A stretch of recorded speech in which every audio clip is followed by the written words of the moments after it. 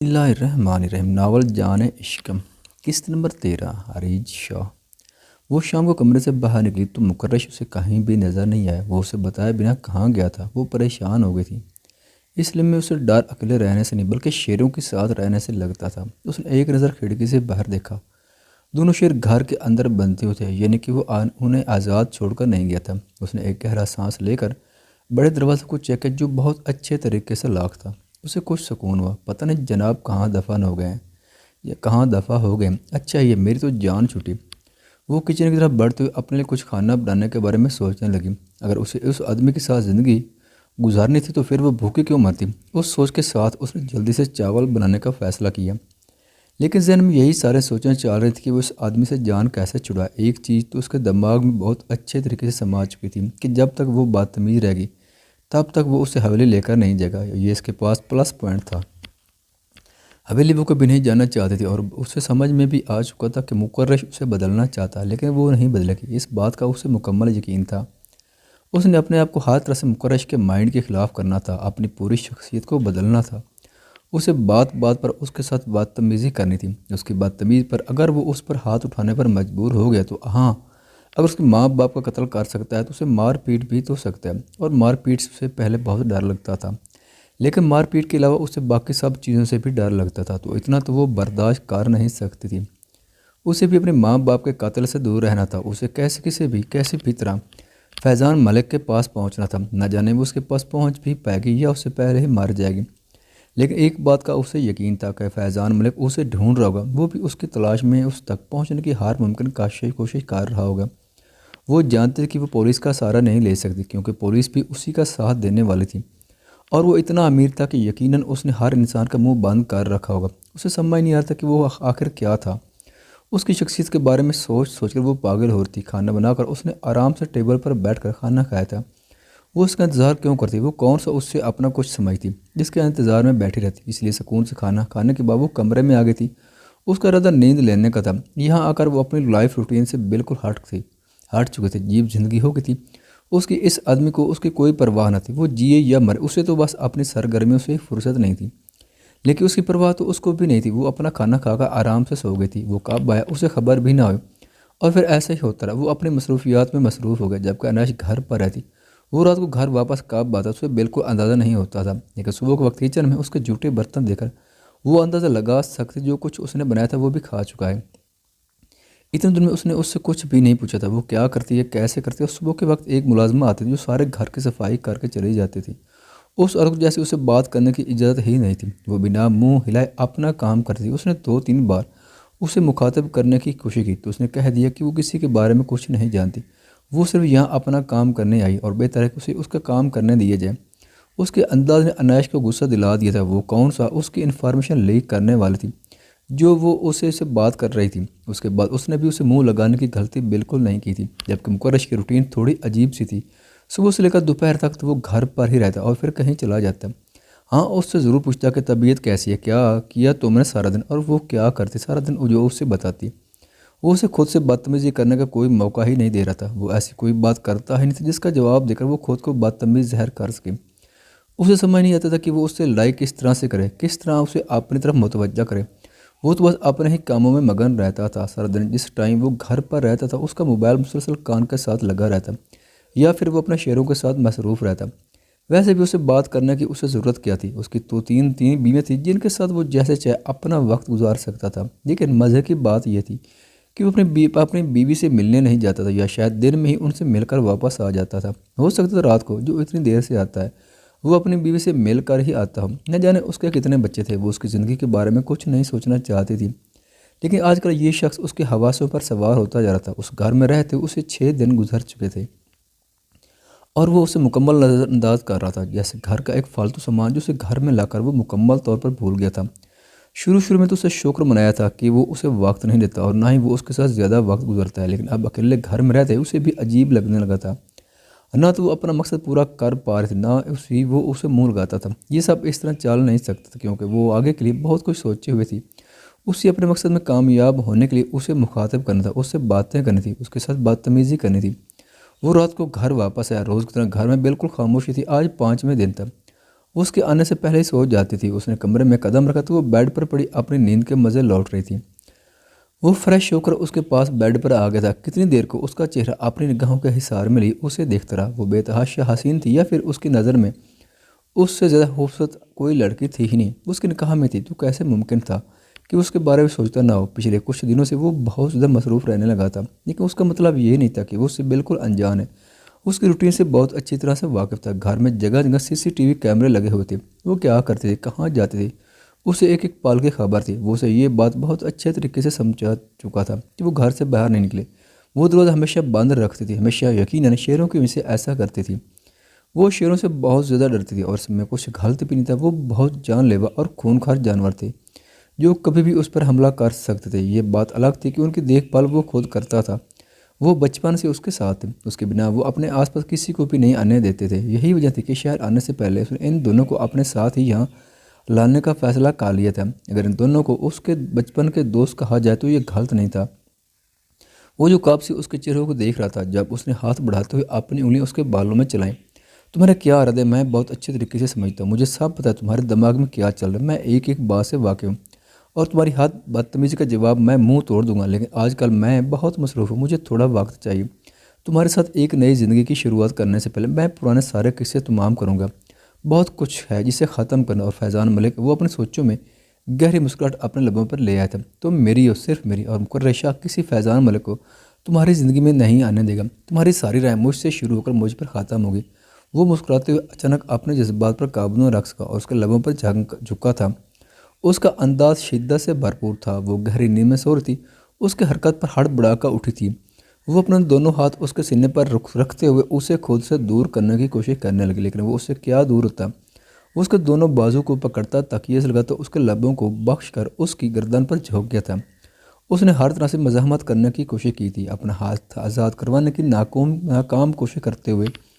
वो बार बार अपना चेहरा दाएं बाएं फेरती, उसे खुद से दूर कर रही थी, लेकिन वो तो जैसे मुकम्मल बेखुद हो चुका था। वो क्या बोल रही उसे कुछ सुनाई नहीं दे रहा था। वो सिर्फ अपनी तशनगी मिटा रहा था। बेवकूफ़ लड़की, क्या किया तुमने। वो अपने कंधे पर खून के छोटे छोटे निशान देखते हुए उसे अपनी तकलीफ़ का एहसास दिलाने लगा था, लेकिन उसके सीने पर हाथ रखकर अगले ही लम्हे उसे फासले पर जाकर खड़ी हुई थी। आपको शर्म नहीं आती उसी हरकत करते हुए। मैंने कहा था ना, आप ज़ोर ज़बरदस्ती नहीं कर सकते। आपको समझाने की कोशिश की थी। हद होती है किसी चीज़ में, कोई आपकी जागीर नहीं हो जिसे जैसे चाहे इस्तेमाल करेंगे। वो न जाने क्या क्या बोल रही थी जब अचानक मुकर्रश ने मुस्कुराते हुए अपनी तरफ खींच लिया। वो एक बार फिर से उसके पनाह में आ गई थी। हाँ हाँ जानता हूँ मैं यार, थोड़े जज्बात बहक गए थे, थोड़ा बेलगाम हो जाता हूँ मैं, और इसमें मेरी नहीं तुम्हारी गलती है। तुम्हें क्या ज़रूरत है इतना खूबसूरत लगने की। बंदा बशरों बहक सकता हूँ, लेकिन मैं अपनी गलती मानता हूँ यार। तुम्हें 1 महीने का वक्त दिया, मैं खुद पर काबू ही नहीं कर पा रहा। तुम्हें खुद भी ख्याल रखना चाहिए। इस तरह बेतरतीब हुस्न का शाहकार बनकर पड़ी रहोगे तो कोई भी बहकेगा। और ऊपर से हम तो निकाह जैसा जायज़ ताल्लुक़ रखते हैं। इस तरह से बिखरी मिलोगी तो इतने परसा हम भी नहीं जो उस नेमत को ठुकरा दें। वादा नहीं करता, लेकिन आप कोशिश करूँगा कि 1 महीने तक तुम्हारे करीब ना हो। उसके कांपते वजूद को महसूस करते हुए उसने उसे अपने सीने में छुपा लिए थे। वो तो उसके अंदाज पर हैरान रह गई थी। वो क्या क्या बोले जा रहा था। कहाँ वो उससे बदतमीज़ी करना चाहती, उसे अच्छी खासी बातें सुनाना चाहते, और कहाँ वो उसके इस तरह से करीब आने पर अपने कांपते दिल को ही संभालती रहेगी। यह तो वो बहुत ज़्यादा समझदार था कि इस मामले में ज़रूरत से ज़्यादा तजर्बाकार था, तो उसे अपने सीने से इस तरह से लगाए हुए था कि वो चाह कर भी उससे दूर ना हो पाए। शाम उसने घर में कदम रखा तो अंदर अहमद भाई को बैठे हुए पाया। वो तो उन्हें देखकर परेशान हो गई थी। इनकार हो जाने के बाद वो यहाँ पर क्यों आए थे। उसके बाबा इनकार कर चुके थे, फिर ऐसे में उनका यहाँ आने का कोई जवाब नहीं बनता था। अभी कल ही तो उनके वालिदैन को इनकार करके भेजा था कि आज वो खुद ही यहाँ आ गए। अब उनके यहाँ आने के पीछे कौन सी वजह थी वो सच में समझ नहीं पाई। अस्सलाम वालेकुम अहमद भाई, कैसे हैं। वो अपना सर उनके सामने रखते हुए कहने लगे। तो अहमद ने शफ़क़त से भरपूर निगाहों से उसे देखते हुए उसके सर पर अपना हाथ रखा था। उसकी निगाहों में उसे ऐसा कुछ भी महसूस नहीं होता जिससे वो घबरा जाती। वालेकुम सलाम प्यारी बहना, वो बस यहाँ कुछ काम से आना पड़ा तो सोचा कि चचा जान से भी मुलाकात कर लूँ। और फिर तुम्हारी सालगिरह भी तो थी ना सोचा कि तुम्हें तुम्हारी मर्ज़ी से कोई तोहफ़ा दिलवाऊंगा। उसने मुस्कुराते हुए कहा। बहुत शुक्रिया अहमद भाई, गिफ्ट की ज़रूरत नहीं है। आपको मेरी सालगिरह याद है, यही बहुत बड़ी बात है, और आपको तो पता है मैं मनाती नहीं हूँ। वो उसके साथ वही बैठे से बताने तो अहमद मुस्कुरा दिया। लो ले लो गुड़िया, हो सकता है अगले साल तुम्हारा भाई शादीशुदा हो जाए, फिर बीवी ने नहीं बहनों के नखरे उठाने देने, पता है ना उसने। शरारत से भरपूर अंदाज में कहा। उसके बाद पर वो भी खेल खिलाकर हंसी थी। जी नहीं, हमारे नखरे तो आपको उठाने ही नहीं पड़ेंगे। बीवी आ जाए उसका मतलब ये नहीं होता कि बहनों से किनारा कशी कर लीजिए, हम तो अपना हक वसूल करके रहेंगे। हाँ तो वही तो कह रहा हूँ बहना, अपना हक वसूलो और चलो मेरे साथ और मार्केट तक चलते हैं, मुझे कुछ और चीज़ें भी लेनी है। रहा है समीरा और हमीरा के लिए, उसने अपनी बहनों के नाम लेते हुए कहा। उसके अंदाज से कहीं भी ऐसा महसूस नहीं हो रहा था कि इस रिश्ते को टूट जाने पर वो परेशान है या उसे कुछ बुरा लगे, बल्कि तो उनके इनकार पर वो ज़्यादा खुश लग रहा था। हाँ बेटा चली जाओ, अहमद ने तुमसे कोई भी ज़रूरी बात करनी अपनी शादी के हवाले से, और अहमद बेटा हम तुम्हारा मुकम्मल साथ देने की कोशिश करेंगे। अगर अल्लाह ने चाहा तो तुम अपने मन की मुराद ज़रूर पाओगे। चाची जान उसे यकीन दिलाते हुए कहा तो उसने मुस्कुराते हुए हाँ में सर हिलाया। बस चाची जान आप लोगों की दुआओं की ज़रूरत है, वरना अम्मी और बाबा जान तो उस रिश्ते के लिए भी कभी भी ज़राजी नहीं होंगे। लेकिन आप लोगों के इनकार की वजह से मुझे थोड़ी सी हिम्मत मिली। अब इंशाल्लाह मैं कोई ना कोई हाल ज़रूर निकालूंगा। वो उठ खड़ा हुआ तो जरशा भी उसके साथ ही घर से बाहर निकल आई थी। कहाँ है तुम्हारी लाडली सहेली गुड़िया? जब मैं घर आता हूँ तब तो कहीं नज़र नहीं आती, उसने आधी बात अनाया से कही और बाकी मन ही मन में बोड़ बुड़ाया। आपको एक राज की बात बताऊँ, किसी को बताएगा नहीं। उसका ना कज़न आया हुआ है क्वेटा से, वही कज़न जिसके साथ उसकी शादी होने वाली है। वो पक्का नहीं पता, बस जितना पता है आपको बता रही हूँ। उसका अंदाज़ राजदाराना था, लेकिन मेरी खबर के मुताबिक तो जाफिर अकबर ख़ान ने रिश्ते से इनकार कर दिया था। वो कुछ सोचते हुए बोला, हाँ उन्होंने रिश्ते के लिए इनकार कर दिया था, लेकिन ताया और ताई लोग ना उनके पीछे लगे हुए। और अब रिश्तेदारी का सवाल है, जरा को यकीन है आज नहीं तो कल रिश्ते के लिए हमें भर दी जाएगी।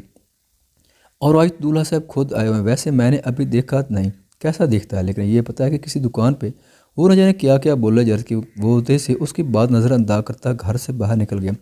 हाय अल्लाह, उन्हें पता नहीं क्या हो गया, एक तो आधी अधूरी बात सुनकर चले जाते हैं। मैं किससे बात करूं? बंदा बात तो पूरी सुन लेता है, उन्हें भी अचानक अपने काम याद आ जाते हैं। मैं किससे अपनी बातें शेयर किया करूं? वो मायूस सूरत बनाते अपने कमरे की तरफ जा रही थी जब अचानक पीछे रखा फ़ोन बजने लगा। वो वापस फ़ोन की तरफ आती रिसीवर उठाकर अपने कान से लगा चुकी थी। हेलो हेलो, बोलो कौन बात कर रहा है? उसे दो तीन दफ़ा हेलो लगा, लेकिन दूसरी तरफ से कोई जवाब न आया तो उकता कर बोली। लेकिन दूसरी तरफ आदमी भी काफ़ी ढीठ था जो बोलने का नाम ही नहीं ले रहा था। अरे क्या चुप का रोज़ा रखा हुआ है? अगर रोज़ा रख लिया था तो फिर फ़ोन करने की क्या ज़रूरत थी? अब कुछ बोल भी दो, क्यों मुझ मासूम को तंग करते हो? वो उकता कर कहने लगे, लेकिन दूसरी तरफ से कोई आवाज़ न आई। तुम कुछ बोलते हो या मैं फ़ोन रख दूँ? उसने गुस्से से कहा था। किसी बड़े को फ़ोन दो। अंदर से आती गंभीर सर्द आवाज़ ने एक पल के लिए अनाया को साकत कर दिया था। कौन? उसने धड़कते दिल पे हाथ रखते हुए पूछा, जैसे दूसरी तरफ से जवाब उसकी मर्जी का नहीं आया। तुम कौन हो? शायद दूसरी तरफ मौजूद आदमी ने उसे नहीं पहचाना था, या शायद पहचान का अनजान बन गया था, या शायद कोई और था। अनाया को गलत फहमी हुई थी। वो बेकार में घबरा रही थी। अगर उसे फ़ोन करना ही होता तो लैंडलाइन पर क्यों करता? उसे जिससे बात करनी होती थी उसके फ़ोन पर ही फ़ोन कर लेता था, और दोपहर में तो वो कभी भी फ़ोन नहीं करता था। यकीनन वो कोई और था। वो गलतफहमी का शिकार थी। उसने फ़ौरन अपना कॉन्फिडेंस बहाल किया और गर्दन अकड़ा कर बोले, मिसिस अनाया शनावर शाह, अब आप बताएं कि आप कौन हैं? उसने आगे पीछे देखकर फ़ख्र से अपना नाम अदा किया। मिस्टर शनावर शाह। दूसरी तरफ से आने वाली गंभीर आवाज़ ने उसे जैसे आसमान से ज़मीन पर ला पटका था। उसे पहले कोई गलत फहमी नहीं होती। उसके हाथ पैर बुरी तरह से कांपने लगे थे। उसे समझ ही नहीं आता कि वो क्या करे, कुछ बोले या फिर फ़ोन रख दे या फिर गायब हो जाए, लेकिन वो उसके सामने तो नहीं था। मानना पड़ेगा इतना सब कुछ हो जाने के बावजूद भी, बेगुनाह होने के बावजूद भी हर वक्त एक निदामत में घिरा रहता, और वहाँ तो मेरा नाम इस्तेमाल करके मेरे नाम पर ज़िंदगी गुजार रही है। उसे क्या नाम दो? मिसेस अनाया शनावर शाह। कब से अपनी ज़ात को मेरे नाम के साथ मुतारफ़ करवा रही हो? वो जैसे उससे अपने नाम का हिसाब मांग रहा था। जब से मुझे ये नाम दिया गया, और मुझे ये नाम देने वाला कोई और नहीं आप थे, मुझे ये नाम इस्तेमाल करने के लिए आपने ही दिया हुआ, और जब से ये मेरे नाम के साथ आया तब से मैं उस पर पूरा हक रखती हूँ।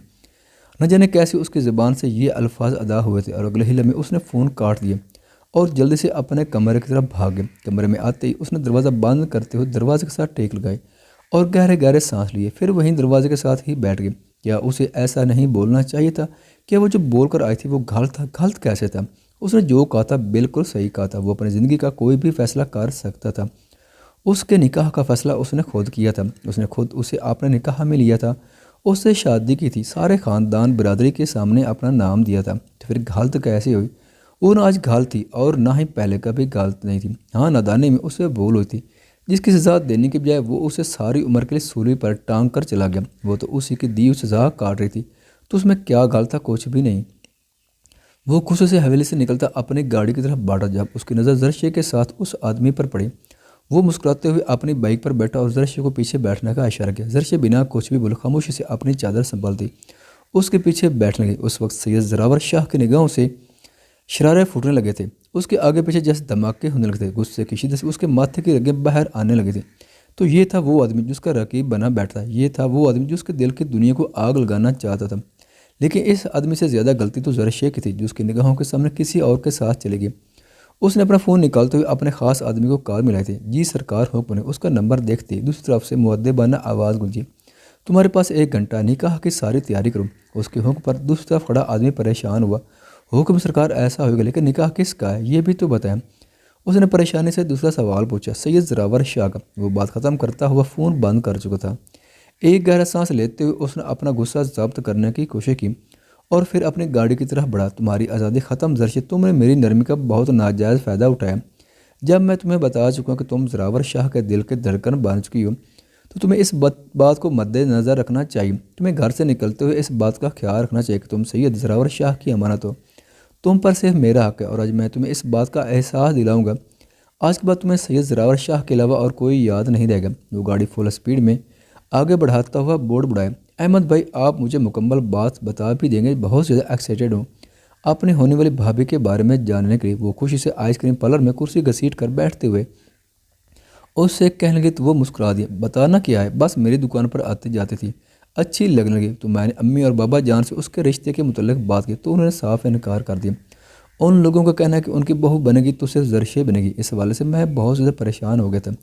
पहले तो मैंने बहुत कोशिश की कि वो रिश्ते के लिए जाए ही नहीं, लेकिन वो लोग जब तुम्हारे लिए आए और तुम लोगों की तरफ से साफ इनकार हो गया तो वो लोग काफ़ी मायूस हो गए। लेकिन वो लोग कहते हैं कि वो फिर से जाएंगे रिश्ता मांगने के लिए, और मैं इसी सिलसिले में यहाँ आया था। मैंने चाचा और चाची जान को अपना मसला बताया। उन्हें बताया कि मैं किसी लड़की से मोहब्बत करता हूँ और शादी भी उसी से करूँगा। तो वो लोग अपने इनकार पर कायम रहें, तभी जाकर कहीं मेरी शादी मेरी पसंद के मुताबिक होगी। चचा जान ने कहा है कि वो मुकम्मल ताउन करेंगे और अगर ऐसा हुआ तो इंशाल्लाह शादी से इनकार हो जाएगा। फिर मेरे माँ बाप को मेरी ही पसंद को हर हाल में कबूल करना पड़ेगा।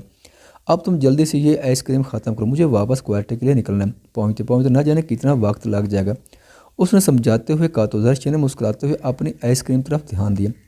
ये जाने बिना कि आने वाला वक्त उसकी ज़िंदगी में क्या तूफ़ान ले आने वाला है। आइसक्रीम खाकर वो दोनों एक साथ वापसी के लिए निकले। वो उसे हवेली के बाहर छोड़ता आगे बढ़ गया था, जबकि जर्शे वहीं रोककर उसके बाइक की नज़रों से उजाल होने का इंतज़ार करने लगी। उसकी नज़रों से उजाल होते ही वो अंदर की तरफ कदम उठाने ही लगी थी कि अचानक किसी ने उसके मुंह पर रुमाल रखा और अगले ही लम्हे वो होश व हवास की दुनिया से बेगाना हो चुकी थी। ख़वातीन व हज़रात, चैनल पर आने का बहुत शुक्रिया। अगर वीडियो पसंद आए तो चैनल को सब्सक्राइब करें और साथ ही बेल के आइकन को लाजमी प्रेस करें ताकि आने वाली वीडियोज़ की अपडेट सबसे पहले आप तक पहुँच सकें। शुक्रिया।